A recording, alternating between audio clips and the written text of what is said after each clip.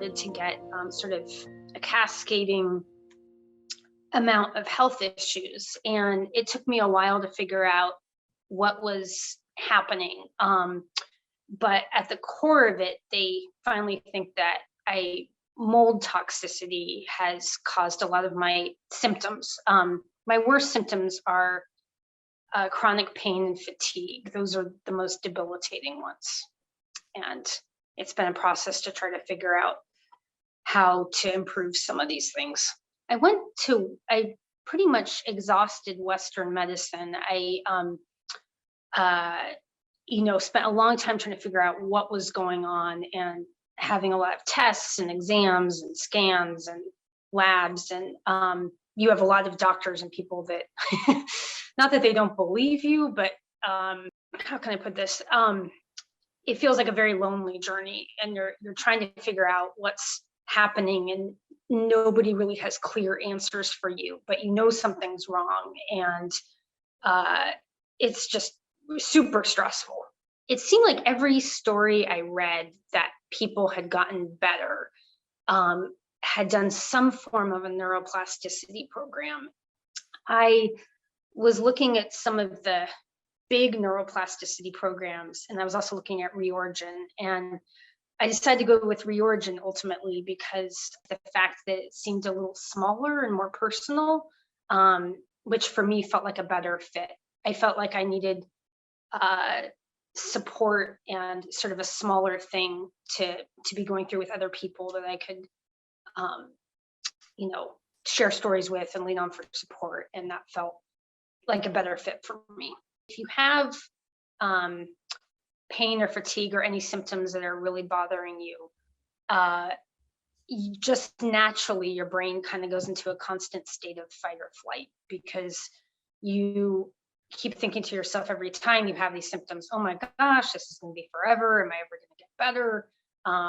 And so you're just constantly kind of in a state of fight or flight. And I realized with the exercises that I was able to have more joy in my mind again. Like I was able to see joyful things in my mind, and I actually also had memories, which for a while I really hadn't, because when your mind is in such a state of fight or flight, sometimes all the good stuff isn't there as much. And that was one of the most lovely things actually about starting the exercises, was I was having more beautiful images in my mind. I was having more joy, even with the symptoms still happening.